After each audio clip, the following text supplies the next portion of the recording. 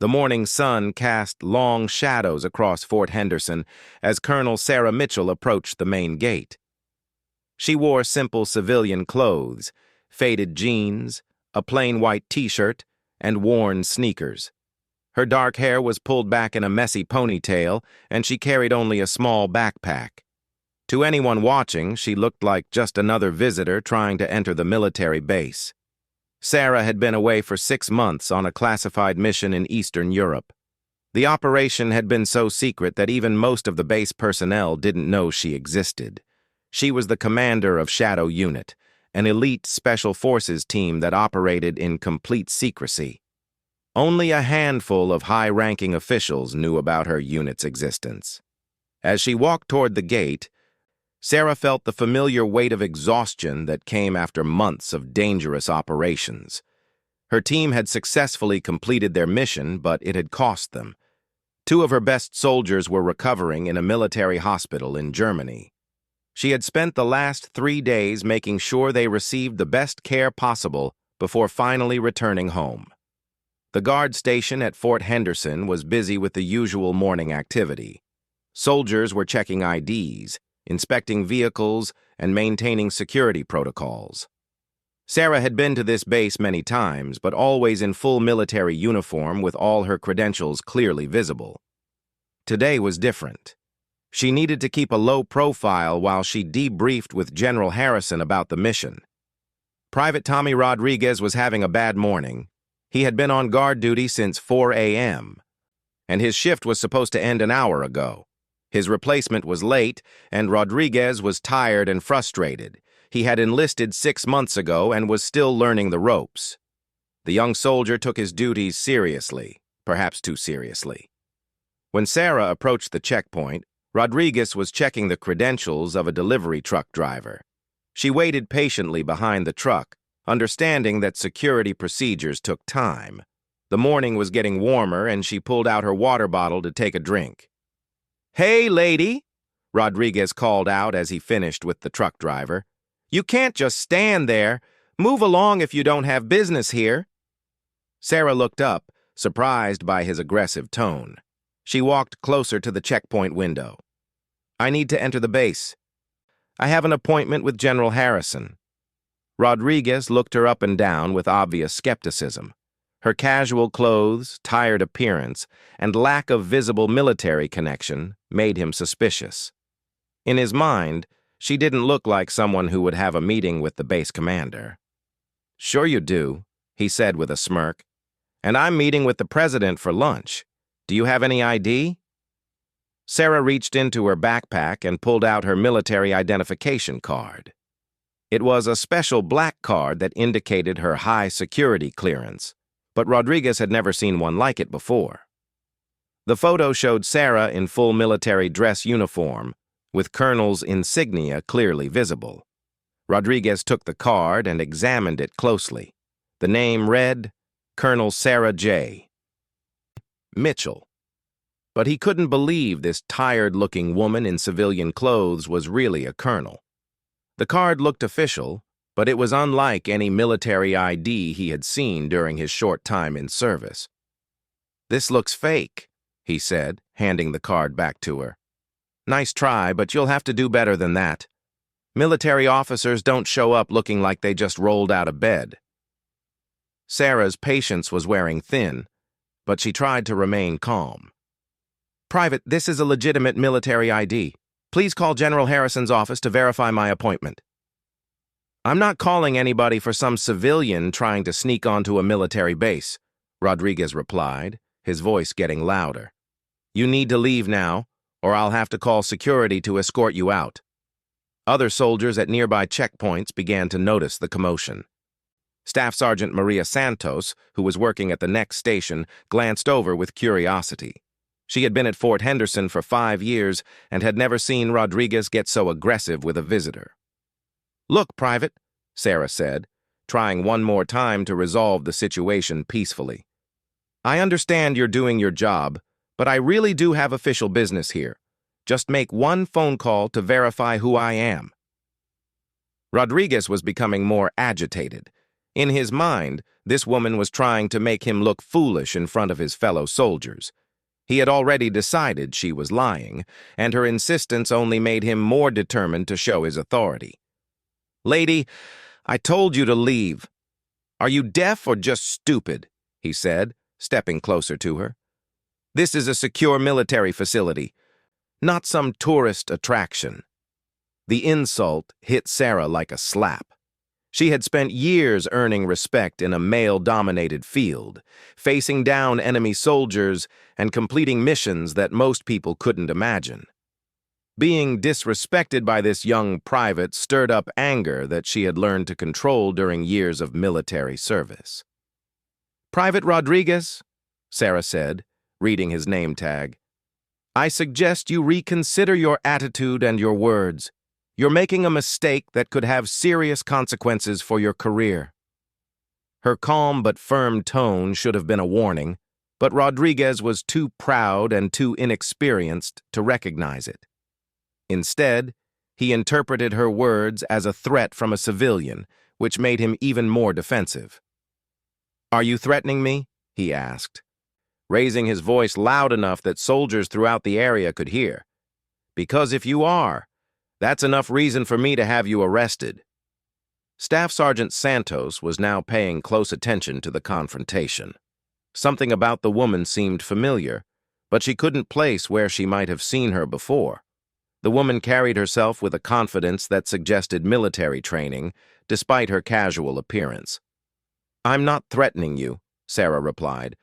"I'm simply advising you that refusing to verify the credentials of a military officer could result in disciplinary action. This is your last chance to handle this professionally." Rodriguez felt like all eyes were on him. He couldn't back down now without losing face in front of his colleagues. In his mind, this woman was challenging his authority in public, and he needed to assert control of the situation. "That's it," he said, moving around the checkpoint counter. "You're coming with me to see the security chief. He'll sort this out." Rodriguez reached out to grab Sarah's arm, intending to escort her to the security office. It was at that moment he made the biggest mistake of his young military career. Sarah reacted instantly to his touch with reflexes honed by years of combat training. Before Rodriguez realized what was happening, she had stepped aside, twisted his arm, and pinned him against the checkpoint counter. The movement was so smooth and professional that it looked almost effortless. "Private," Sarah said quietly, maintaining her grip on his arm. "You just laid hands on a superior officer without permission. That's assault on a commissioned officer, which is a court-martial offense." Rodriguez struggled against her hold, but quickly realized he couldn't break free. The woman's grip was like steel, and her technique was clearly that of someone with extensive military training. For the first time, doubt began to creep into his mind about her identity. Staff Sergeant Santos had seen enough. She quickly approached the checkpoint, recognizing that the situation was escalating beyond Rodriguez's ability to handle. Something about the woman's combat stance and professional demeanor convinced Santos that this might be a real military officer. "Ma'am," Santos said respectfully, "I'm Staff Sergeant Santos. May I see your identification?" Sarah released Rodriguez and handed her ID card to Santos. The staff sergeant examined it carefully, noting details that Rodriguez had missed. The security features were sophisticated, the photo was clearly authentic, and the rank insignia indicated this woman was a colonel. Santos had been in the military long enough to know that special operations officers sometimes traveled in civilian clothes and might not be familiar to regular base personnel. She also knew that Rodriguez had potentially created a serious problem by his aggressive behavior. "Colonel Mitchell," Santos said, offering a respectful salute, "I apologize for this situation. Private Rodriguez is relatively new to guard duty." Rodriguez watched in shock as Santos saluted the woman he had been trying to remove from the base. The reality of his mistake began to sink in, and he felt his stomach drop. He had not only disrespected a colonel, but had also physically confronted her. "Staff Sergeant," Sarah said, returning the salute, "I need you to contact General Harrison's office immediately. Tell them Colonel Mitchell is here for her Aero 800 briefing. Santos picked up the checkpoint phone and dialed the general's office. Within seconds, she was speaking to Harrison's secretary, who confirmed that Colonel Mitchell was indeed expected for an urgent briefing about a classified mission. As Santos hung up the phone, she turned to Rodriguez with a serious expression. The young private looked pale and shaken, finally understanding the magnitude of his error. "Private Rodriguez," Santos said formally, "you will escort Colonel Mitchell to General Harrison's office immediately. And Rodriguez, you will treat the colonel with the respect her rank deserves." Rodriguez nodded silently, unable to meet Sarah's eyes. His career flashed before his eyes as he imagined the consequences of his actions. Assaulting a superior officer was one of the most serious offenses in military law. As they began walking toward the administrative building, other soldiers at the checkpoint watched with curiosity and whispered among themselves. Word of the incident would spread quickly through the base, and Rodriguez knew his reputation was ruined. Sarah walked beside the young private, her anger beginning to cool as she considered the situation. Rodriguez was clearly inexperienced and had been trying to do his job, even if he had done it poorly. She had seen many young soldiers make mistakes during her career, and she believed in giving people chances to learn from their errors. "Private," she said as they walked, "what's your first name?" "Tommy."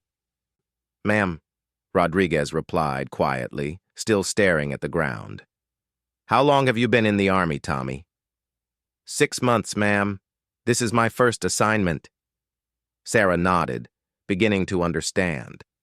The military was a complex organization with strict hierarchies and protocols that took time to learn. Rodriguez had been trying to protect the base, even if his methods were wrong. "Tommy, can you tell me what you think you did wrong back there?" Rodriguez was quiet for several moments, gathering his thoughts. "I didn't verify your credentials properly, ma'am. I made assumptions based on your appearance instead of following proper procedures." "What else?" "I was disrespectful to a superior officer, and I put my hands on you without permission." Sarah could hear the shame in his voice. Rodriguez was beginning to understand the seriousness of his mistakes, which was the first step toward learning from them. As they approached General Harrison's office building, Sarah made a decision that would surprise everyone involved. She stopped walking and turned to face Rodriguez. "Tommy, look at me," she said firmly. Rodriguez reluctantly raised his eyes to meet hers. He expected to see anger or contempt, but instead saw something unexpected: understanding. "You made serious mistakes today," Sarah said, "but I think you made them for the right reasons. You were trying to protect this base and maintain security. That shows good instincts, even if your execution was poor." Rodriguez blinked in surprise. He had expected harsh punishment, not a lesson in leadership. "However," Sarah continued, "assumptions can be dangerous in military operations. Today you assumed I wasn't who I claimed to be because I didn't look like what you expected an officer to look like. In the field, that kind of assumption can get people killed." They resumed walking as Sarah continued her impromptu lesson. "Military officers don't always wear uniforms, Tommy. Sometimes we need to blend in with civilians for operational reasons. Sometimes we're returning from missions where uniforms would have been dangerous to wear." As they entered the building and walked down the hallway toward General Harrison's office, Rodriguez began to see the situation from a different perspective. He had learned more about military operations in the last 10 minutes than in his previous 6 months of service. "Ma'am," Rodriguez said hesitantly, "what's going to happen to me?"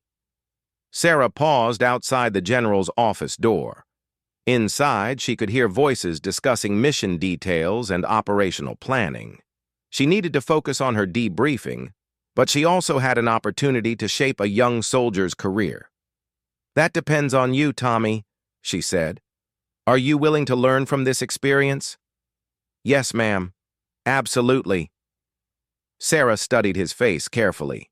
She had developed good instincts about people during her years in command, and she sensed that Rodriguez was genuinely remorseful and eager to improve. "Then here's what's going to happen," she said.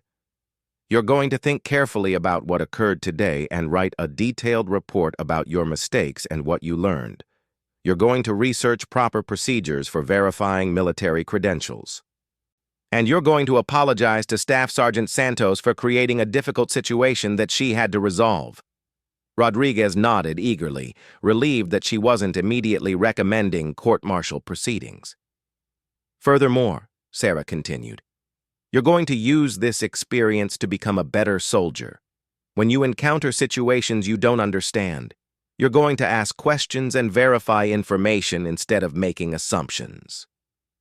The door to General Harrison's office opened, and his secretary appeared. "Colonel Mitchell?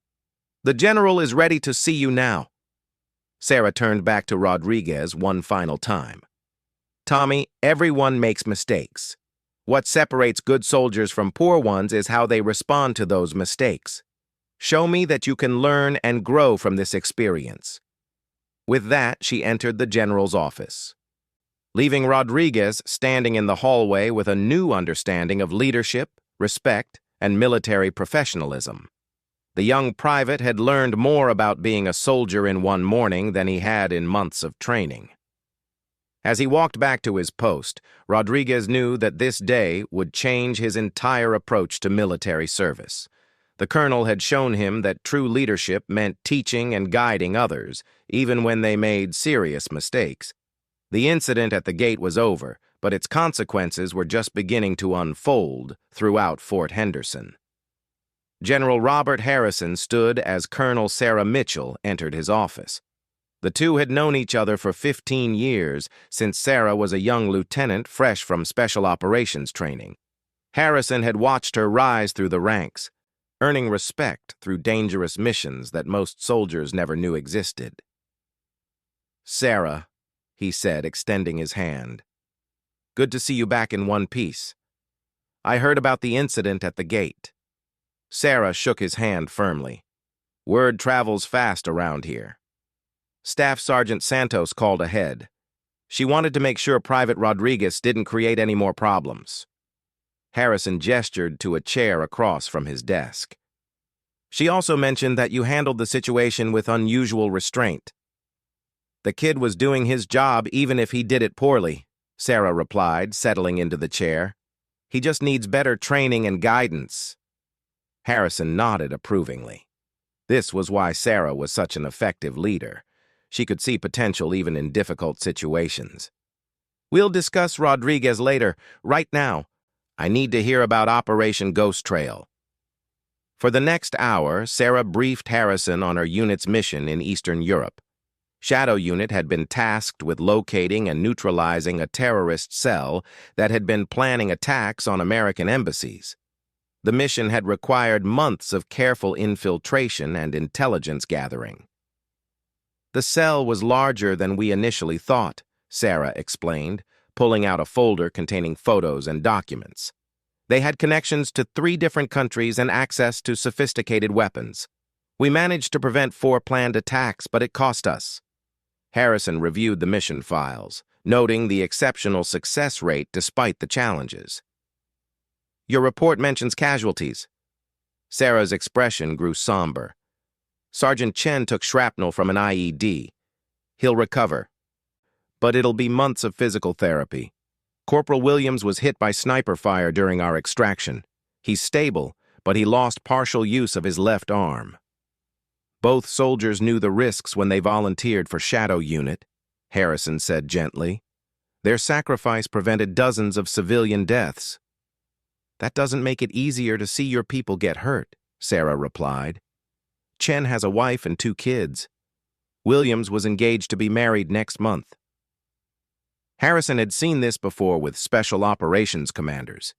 The weight of responsibility for their soldiers' safety often affected them more than the physical dangers of the missions themselves.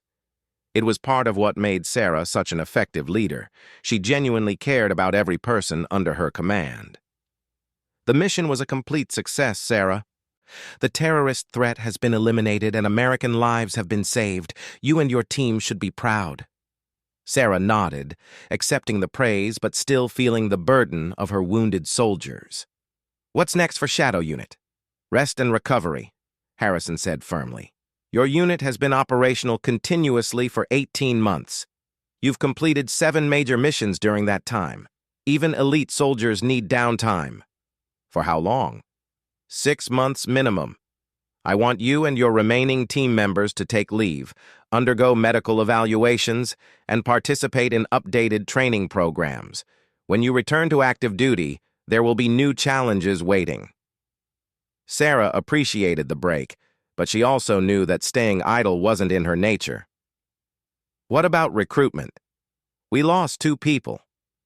And Chen won't be ready for field duty for at least a year. I'll authorize you to begin recruitment in 3 months. Find the best candidates you can, but don't rush the process. Shadow Unit's success depends on having exactly the right people. Their meeting was interrupted by a knock on the door. Harrison's secretary entered with a concerned expression. General, I'm sorry to interrupt, but there's a situation developing at the main gate. It involves Private Rodriguez. Harrison and Sarah exchanged glances. What kind of situation? Harrison asked. Apparently, word about this morning's incident has spread throughout the base. Some of the soldiers are questioning Rodriguez's competence, and his superior officers are discussing disciplinary action. Sarah stood up immediately. General, may I have permission to address this situation? Sarah, you don't need to get involved in this. Rodriguez made his own choices. But his career shouldn't be destroyed because of one mistake. He's young and inexperienced, but he showed genuine remorse and willingness to learn. That counts for something. Harrison studied her face, recognizing the determination that had made her such a successful commander. What do you have in mind? Give me an hour to investigate the situation and talk to the relevant people. Then let me make a recommendation about how to handle Rodriguez. All right, but remember, you're supposed to be starting your recovery period. Don't get too involved in base politics. Sarah smiled slightly. I'll try to keep that in mind. As she left Harrison's office, Sarah reflected on how the morning had evolved. She had expected to arrive at the base quietly, complete her debriefing, and begin her leave period. Instead, she found herself involved in a young soldier's career development. Her first stop was the security office, where she found Captain David Murphy reviewing incident reports. Murphy was responsible for overseeing gate security and had been briefed about the morning's events. Colonel Mitchell, Murphy said, rising from his desk, I want to apologize for Private Rodriguez's behavior. It was completely unacceptable. Captain, what disciplinary measures are being considered? Murphy pulled out Rodriguez's file. He's only been here 6 months, but this isn't his first incident. He's been overly aggressive with civilians on 2 previous occasions. His squad leader, Sergeant Williams, has recommended a formal reprimand and additional training. What about Staff Sergeant Santos? What's her assessment? Santos thinks Rodriguez has potential but needs better guidance. She believes he was trying to do the right thing this morning, just went about it the wrong way. Sarah read through Rodriguez's file, noting his background and training history. He had grown up in a rough neighborhood in Los Angeles, enlisted to escape poverty and gang violence, and had scored well on aptitude tests. His military training records showed promise, but also indicated issues with authority and aggression. Captain, where is Rodriguez now? He's back on gate duty, but under direct supervision from Sergeant Williams. The other soldiers are giving him a hard time about this morning. I'd like to observe him for a while, without his knowledge. Can you arrange that? Murphy nodded. There's an observation post that overlooks the main gate. You can watch him work without being seen. 20 minutes later, Sarah was positioned where she could watch Rodriguez interact with people entering the base.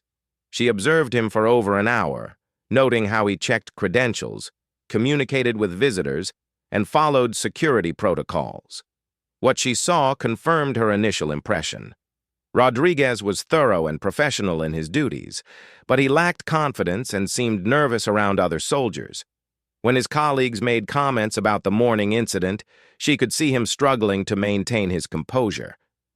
During her observation, a challenging situation arose that would test Rodriguez's ability to learn from his earlier mistake. A woman in civilian clothes approached the gate, claiming to be a military contractor with an appointment on the base. She carried identification that Rodriguez wasn't familiar with, and her credentials looked unusual. Sarah watched carefully as Rodriguez examined the woman's ID. Instead of immediately becoming suspicious and aggressive as he had that morning, Rodriguez followed proper protocol. He politely asked the woman to wait while he called to verify her appointment. He treated her with respect while maintaining appropriate security measures. The verification process took several minutes, during which the woman became impatient and demanded to be let through immediately. Rodriguez remained calm and professional, explaining that security procedures were in place for everyone's safety. When verification was completed and the woman's credentials were confirmed legitimate, Rodriguez apologized for the delay and provided her with proper directions. Sarah was impressed. Rodriguez had clearly learned from his morning experience and was applying those lessons immediately. This suggested that he had the capacity for growth and improvement that she had sensed earlier. Her next stop was to find Staff Sergeant Santos, who was now working at the vehicle inspection station. Santos had been at Fort Henderson longer than most and had a reputation for being an excellent judge of character. "Staff Sergeant, do you have a few minutes to discuss Private Rodriguez?" Santos looked around to ensure they could speak privately. "Ma'am, I've been thinking about this morning's situation. Rodriguez made serious mistakes, but I don't think he's a bad soldier." "What makes you say that?" "I've been watching him since he arrived 6 months ago. He works hard, follows orders, and genuinely wants to do a good job. The problem is that he's trying to prove himself by being tough, and he doesn't understand that being professional is more important than being aggressive." Sarah nodded. This matched her own assessment. "What do you think he needs?" "Better mentorship and more training in dealing with different types of situations. Rodriguez comes from a background where showing weakness got you hurt.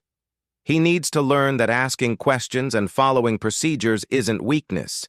It's smart soldiering." "Would you be willing to take him on as a special training project?"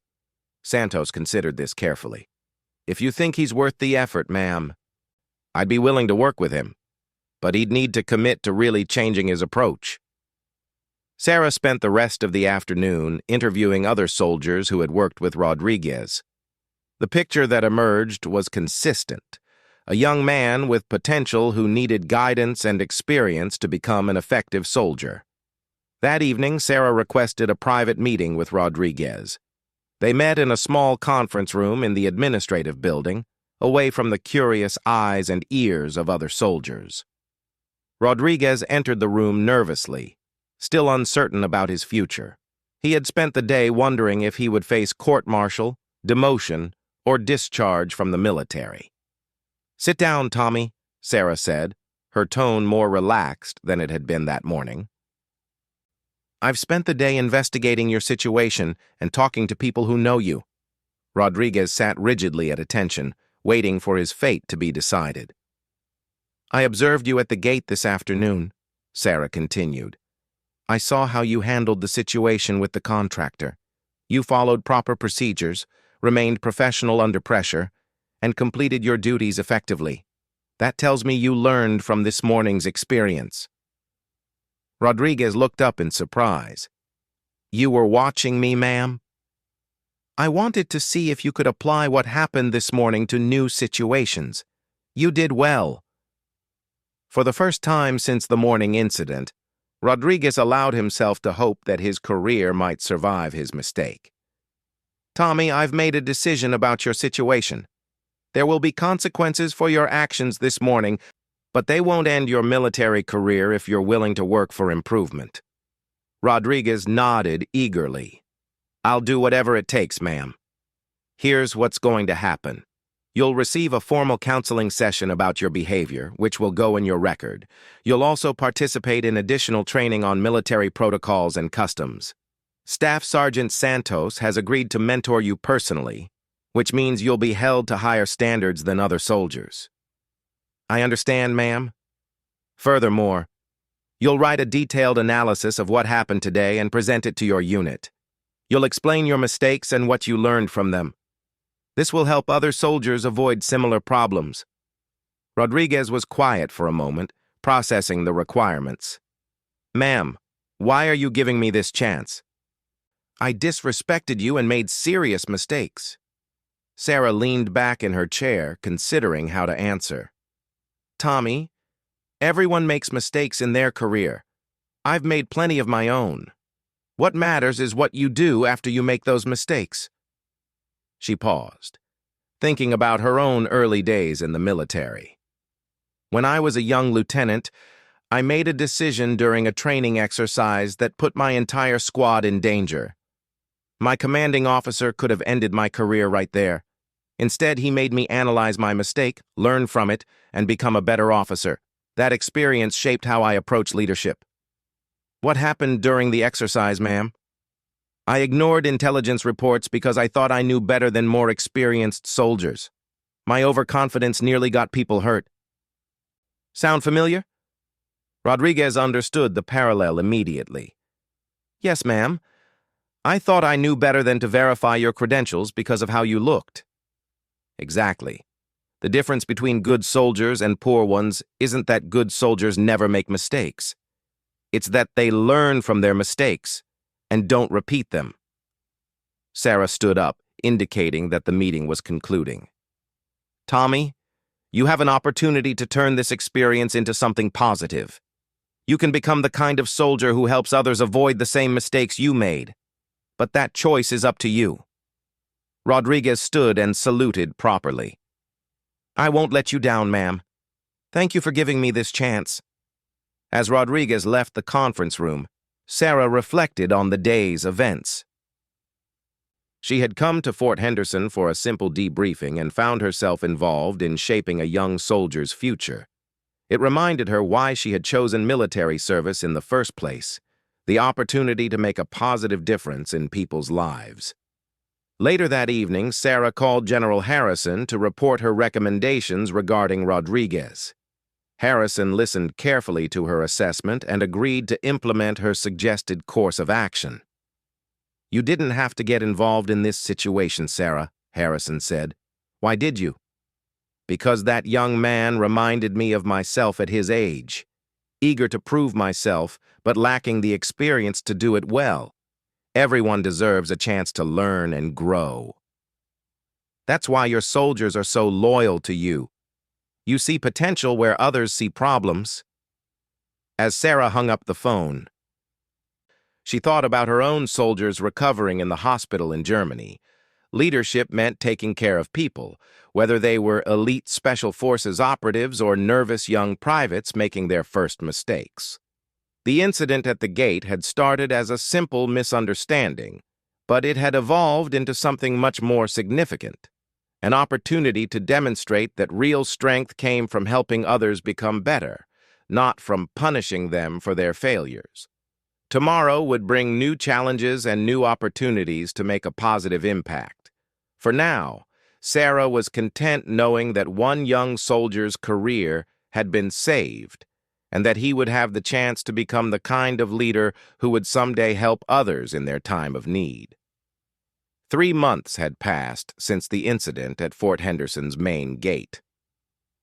The story had become something of a legend among the base personnel, though many details remained classified due to Colonel Sarah Mitchell's involvement with special operations. Private Tommy Rodriguez had transformed dramatically during those 3 months. Under Staff Sergeant Santos's rigorous mentorship program, he had developed into one of the most professional and capable soldiers in his unit. His approach to security duties had become a model for other young soldiers to follow. Every morning, Rodriguez arrived at his post 30 minutes early to review security protocols and study the previous day's incident reports. He had memorized the proper procedures for handling unusual identification cards, knew exactly who to contact for verification in different situations, and had learned to treat everyone with professional respect regardless of their appearance. The change in Rodriguez's behavior hadn't gone unnoticed. Captain Murphy had recommended him for promotion to specialist, and his squad leader, Sergeant Williams, had put him forward for additional training opportunities. More importantly, Rodriguez had gained the respect of his fellow soldiers through his dedication to improvement and his willingness to admit and learn from his mistakes. The presentation Rodriguez had given to his unit about the gate incident had become required viewing for all new soldiers assigned to security duty. In the presentation, he openly discussed his mistakes, the lessons he had learned, and the importance of following proper procedures. His honesty and self-reflection had earned him admiration rather than ridicule from his peers. Staff Sergeant Santos had been impressed by Rodriguez's commitment to change. "I've never seen a soldier work so hard to overcome a single mistake," she told Captain Murphy during a routine evaluation meeting. "Rodriguez has turned his worst moment into his greatest strength." Meanwhile, Colonel Sarah Mitchell was nearing the end of her mandated recovery period. She had spent the 3 months visiting her wounded soldiers, participating in updated training programs, and planning recruitment for Shadow Unit. The break had been valuable, giving her time to process the intense months of operations in Eastern Europe and prepare for future missions. During her leave, Sarah had also taken on an unofficial role as a mentor to other female officers at various military bases. She frequently spoke at leadership seminars and training programs, sharing her experiences and encouraging women to pursue challenging assignments in special operations. One afternoon, as Sarah was reviewing applications for Shadow Unit recruitment, she received an unexpected phone call from Captain Murphy at Fort Henderson. "Colonel Mitchell, I hope I'm not interrupting anything important." "Not at all, Captain. What can I do for you?" "I wanted to update you on Private Rodriguez's progress. I thought you'd be interested to know how he's developed since your intervention." Sarah leaned back in her chair, genuinely curious about the young soldier's progress. "I'd very much like to hear about that." Murphy described Rodriguez's transformation in detail, emphasizing his dedication to improvement and his positive influence on other soldiers. "He's become one of our most reliable gate security personnel. More importantly, he's developed into a real leader among the junior enlisted soldiers." "That's excellent news. Has he applied for any advanced training programs?" "Actually, that's part of why I'm calling. Rodriguez has expressed interest in eventually trying out for special operations. He knows he's not ready yet, but he's asking about what training and experience he would need." Sarah was intrigued. "What's your assessment of his potential?" "Honestly, I think he could have what it takes, given time and proper development. His physical fitness scores have improved dramatically. His leadership skills are developing well, and he's shown exceptional dedication to learning and growth." "Captain, would you be willing to put Rodriguez on a development track for special operations evaluation? I could provide some guidance on what skills and experiences he should focus on." "I would appreciate that very much, Colonel. Rodriguez deserves every opportunity to reach his potential." After ending the call, Sarah found herself thinking about the circular nature of military mentorship. Someone had taken a chance on her when she was young and inexperienced. Now she was in a position to help guide the next generation of soldiers. 2 weeks later, Sarah made an unannounced visit to Fort Henderson. This time she wore her full military uniform, with all decorations and insignia clearly visible. She wanted to observe the current gate security operations and see Rodriguez's development firsthand. As her official vehicle approached the main gate, Sarah could see Rodriguez working at the primary checkpoint. His posture was professional, his interaction with visitors was courteous but thorough, and his attention to detail was obvious even from a distance. When Rodriguez saw the approaching military vehicle, he stepped forward to conduct the standard security check. As the car window rolled down and he saw Sarah in the driver's seat, his eyes widened in recognition and respect. "Good morning, Colonel Mitchell," he said, saluting crisply. "Welcome back to Fort Henderson." "Good morning, Specialist Rodriguez," Sarah replied, noting his recent promotion. "I see you've been busy since we last spoke." Rodriguez handed back her credentials after a proper but efficient review. "Yes, ma'am. I've learned a lot over the past few months. I've heard good things about your progress. I'm proud of the work you've been doing." The simple words of recognition meant more to Rodriguez than any formal commendation could have. Knowing that the colonel who had shown him mercy and guidance was proud of his development filled him with a sense of accomplishment and motivation to continue improving. After completing her business at the base, Sarah requested a brief meeting with Rodriguez during his break. They sat at a picnic table near the administrative building, away from the busy gate area. "Tommy, Captain Murphy tells me you're interested in special operations training." Rodriguez nodded enthusiastically. "Yes, ma'am. I know I'm not ready yet, but I want to work toward that goal." "What is it about special operations that interests you?" Rodriguez considered the question carefully before answering. "I want to be part of something bigger than myself. I want to use my skills to protect people and make a real difference. After what happened between us, I realized that being a good soldier means more than just following orders. It means taking responsibility for others and being someone they can count on." Sarah was impressed by the maturity and thoughtfulness of his response. Special operations work is extremely demanding, both physically and mentally. It requires soldiers who can think independently, make good decisions under pressure, and work effectively as part of a team. "I understand that, ma'am. That's why I'm focusing on developing those skills now, rather than rushing into selection processes I'm not ready for." "That shows good judgment. What specific areas are you working on?" "Staff Sergeant Santos has been helping me improve my leadership skills and my ability to train other soldiers. I'm also participating in advanced physical fitness programs and studying foreign languages in my free time." Sarah nodded approvingly. These were exactly the kinds of preparatory activities that would serve him well in special operations training. "Tommy, I'm going to make you an offer. Shadow Unit will be recruiting new members in 6 months. If you continue developing your skills and complete some additional training programs, I'll consider allowing you to try out for our unit." Rodriguez's eyes lit up with excitement and determination. "What would I need to do to be ready?" Sarah pulled out a piece of paper and began writing. "First, you'll need to complete Ranger School. That will test your physical and mental toughness while teaching you advanced combat skills. Second, you'll need to complete at least one overseas deployment with a conventional unit to gain real-world experience." "How long would all that take?" "About 18 months, if you push yourself and excel in your training.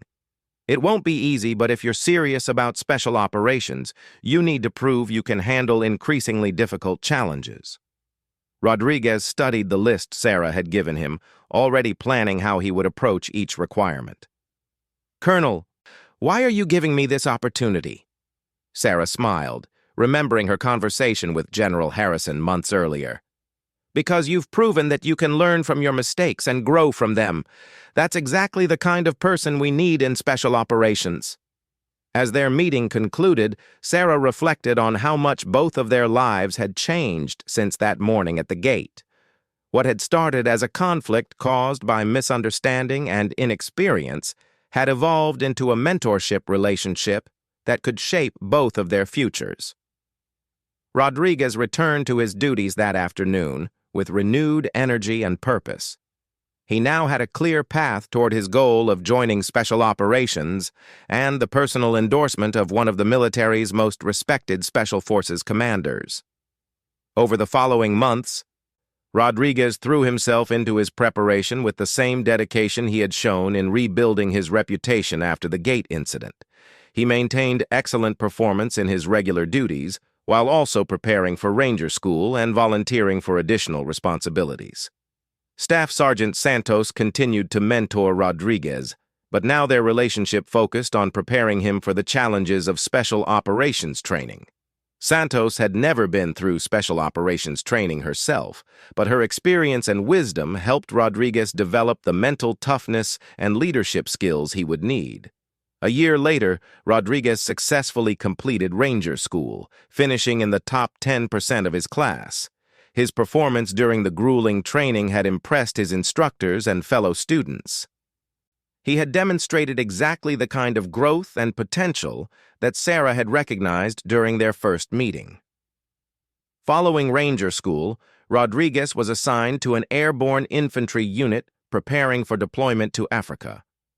The deployment would give him the overseas experience and leadership opportunities he needed to complete his preparation for Shadow Unit tryouts. Throughout this period, Sarah had kept track of Rodriguez's progress through official channels and informal reports from his commanders. Every update confirmed her initial assessment that he had the potential to become an exceptional soldier. 2 years after the gate incident, Specialist Rodriguez had been promoted to sergeant and had successfully completed his overseas deployment.